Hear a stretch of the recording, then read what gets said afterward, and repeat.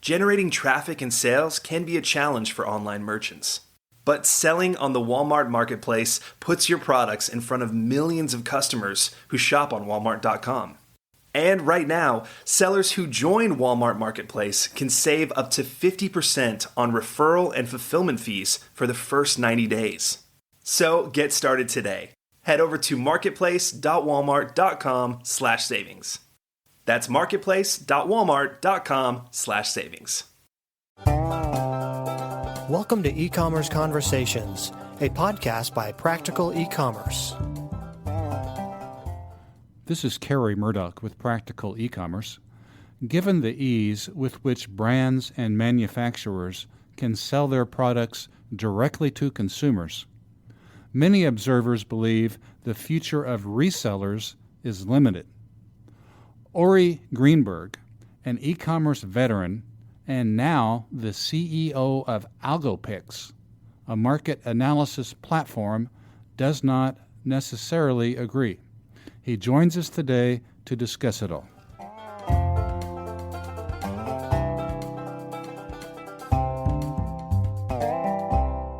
Well, Ori, thank you for your time today. Thank you for having me. I am excited to be here. Ori, we've been looking forward to visiting with you, given your expertise, your long-term expertise in e-commerce, in particular in supply chain matters and inventory matters. Our topic we'll be asking you is kind of the state of retailing and the state of resellers in particular. My first question for you today, Ori, is this. Given the ease with which manufacturers and brands can sell products directly to consumers, especially on Amazon, what's the future for resellers on marketplaces, pure resellers that don't have their own brand? What's the future for those companies on marketplaces such as Amazon? Okay, so from recent conversations I had with brand owners, not all brands and manufacturers find it that easy to sell directly online. It's actually not such a small thing to do. You need to set up your own marketing department and specialize in e-commerce. You need to set your logistics up for B2C, and it's not always what the manufacturers and brand owners are looking for.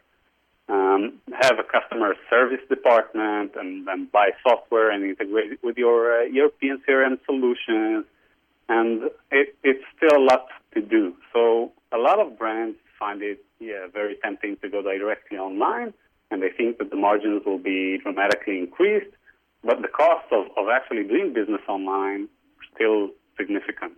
It's interesting. Are you aware of circumstances where manufacturers attempted to go direct to consumer and then changed their mind? Yeah, I've seen several cases. I used to own an e-commerce agency and working with manufacturers and resellers. And the manufacturers sometimes thought they want to do B2C, but eventually they stayed a B2B business and rather selling to people who specialize in doing online marketing.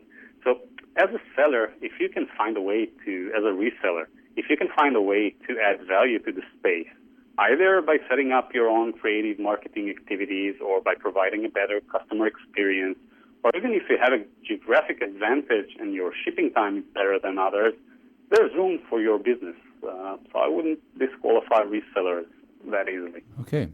You touched on a point I was going to ask, essentially the assumption that observers make that all brands or all manufacturers will ultimately sell direct to Amazon. You say that hasn't really been your experience. Would you be able to assign a percentage? That's kind of a crazy question, but assign a percentage of manufacturers that are interested in doing everything that you just suggested, which is a customer service department and dealing with selling on a consumer level, et cetera. Is there a percentage that want to do that or don't want to do that? What's your guess? So estimating percentages would be a challenge, but I would categorize it in a different way. So if you're a big brand owner, a big manufacturer, and you have the manpower and the cash to set up a marketing department, there's more chances of you actually succeeding in doing that and then making the adjustments required to do B2C business. As small and medium manufacturers, even consider the move, it costs a lot. So I would say that the bigger ones find it very, very possible and it's very feasible to sell online directly. And the smaller and medium manufacturers would always be struggling with setting up these.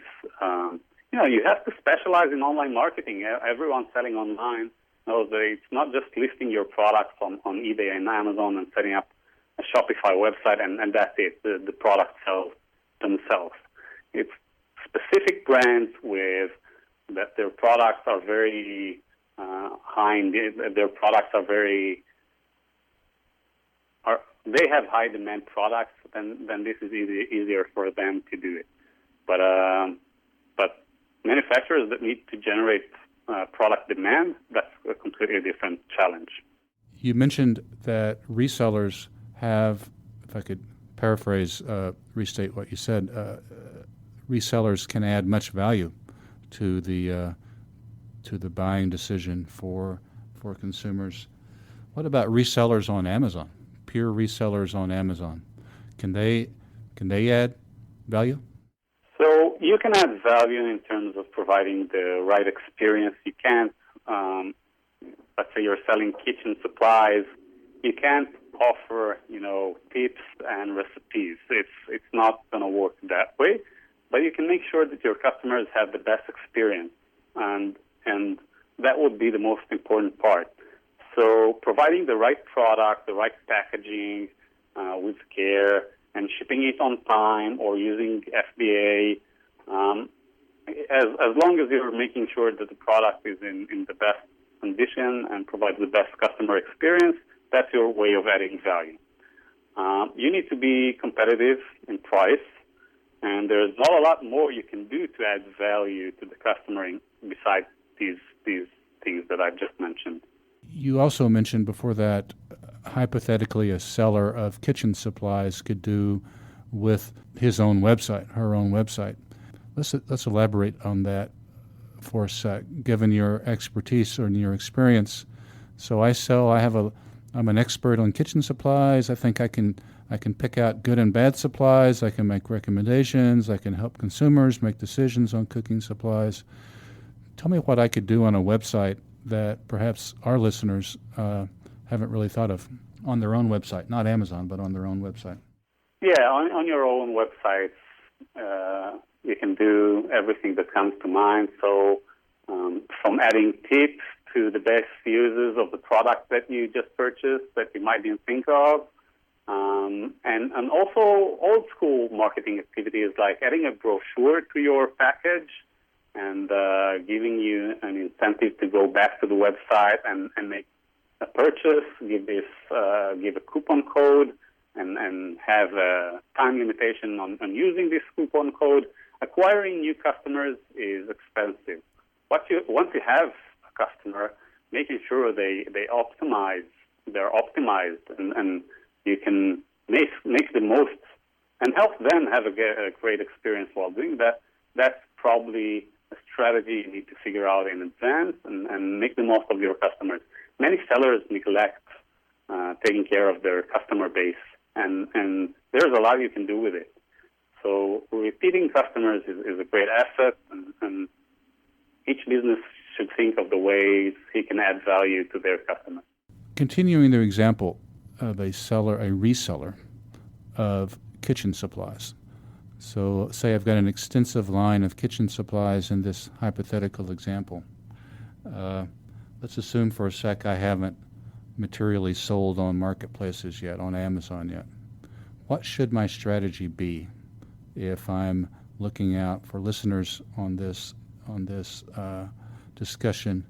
What should they do? As they're contemplating Amazon, they're a little scared of it. Maybe they've experimented with it. What's a strategy? What's your recommendation for them? So the first thing I would do is to explore the marketplaces, explore my options. I think that a lot of sellers today, we all hear of Amazon all the time, and it all sounds very tempting to start selling on Amazon, and sometimes it is. But the best thing to do, in my opinion, is to explore the opportunities, spend time seeing what the alternatives are. So, for example, if you're a U.S. seller, the first natural thing for you to do is to explore the U.S. market and see if your product is being offered on Amazon or on eBay, and if it can add value, and where will you be in that competition, where perhaps the German market has high demand for your product, and there are not a lot of sellers, if any, offering these types of products in that marketplace, and perhaps you could be a dominant player in that market. So really spending the time exploring your opportunities is, I think, the first thing you should do. So from analyzing your competitors and realizing what the marketing costs are going to be, what the logistic costs are going to be, how much tax are you going to pay for everything, I think it's really important to understand before you start selling, what's your expected margin going to be, what's the sales volume you're aiming for, and is that feasible in the marketplace that you're about to sell in. So there are a few questions to ask, and this, like any other business, should be a strategy that you plan ahead of just starting to sell.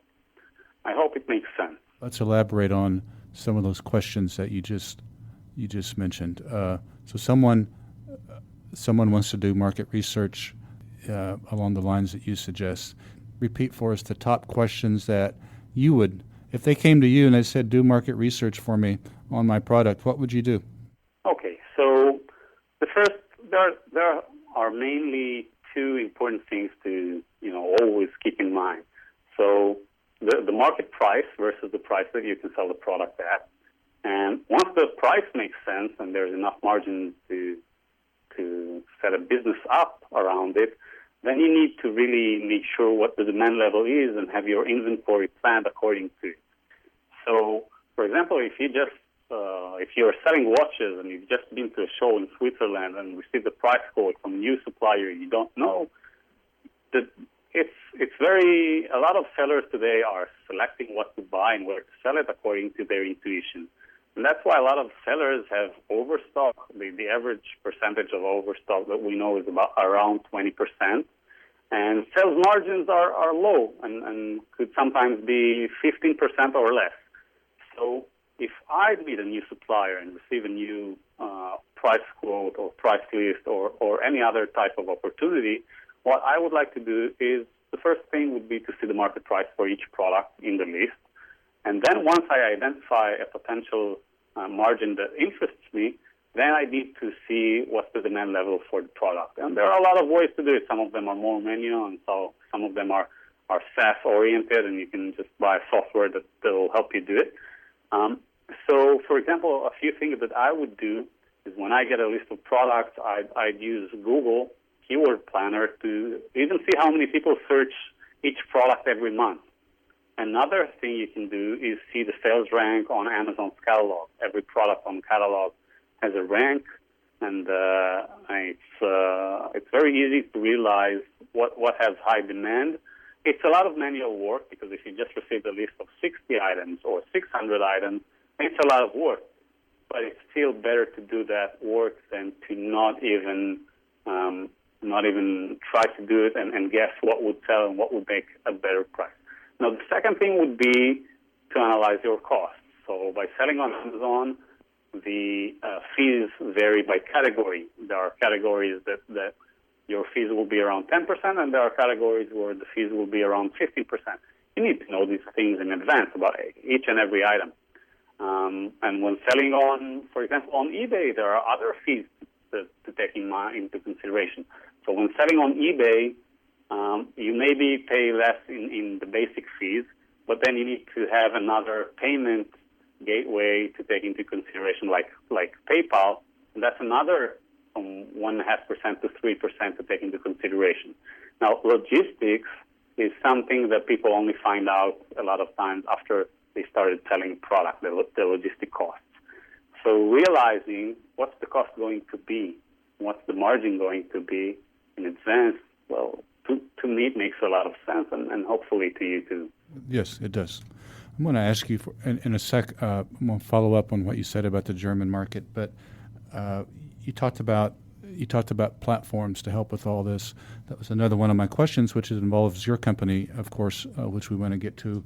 Algopix, you're the co-founder and CEO of Algopix, Algopix.com, and you provide analysis help for companies that want to do what you just described. Could you just elaborate on what you just said in terms of what Algopix offers and how Algopix can help? Yeah, sure. I'll be happy to. So what we do is to automate the process that I've just described. So there are two main use cases that Algopix can help you with, and it's all around product market analysis. So if you are already selling online and you want to explore other opportunities or other marketing channels, you'll be able to upload a list of your current inventory, and we'll analyze what's the demand level and what's the market price in various channels around the world. And we'll also make the analysis and the entire cost breakdown to tell you what's going to be the sales-related costs that I've mentioned, like shipping, tax, and marketing costs. So we can even help you analyze what's it going to cost to set up a campaign for each product on Google and see what's the potential of selling it in that marketing channel. The second use case which Algopix is about is an ongoing work with your suppliers. So every time you get a price list from your supplier, and even if it's a supplier you've been working with for a long time, if you want to know what's the market price, what's the demand level for each product that you're about to purchase, then instead of spending hours or days analyzing these price lists, Algopix would help you choose the right product to sell so you can increase your margins, increase your sales volume, and reduce the risks of doing online business by not buying products with low demand, which is today a guessing game. So what does it cost? Algopix is a SaaS model. What's the monthly cost? So Algopix is currently offered for free. If you want to sign up to the platform and make an analysis to a single product, that's offered for free. We currently have a beta program where you can analyze the list of items, and that beta program requires you to sign up with us, and that's also free. So at this point, we're just trying to help the market, trying to verify the market's needs, and doing our best to help everyone. I've got to ask, where does the name come from, Algopix?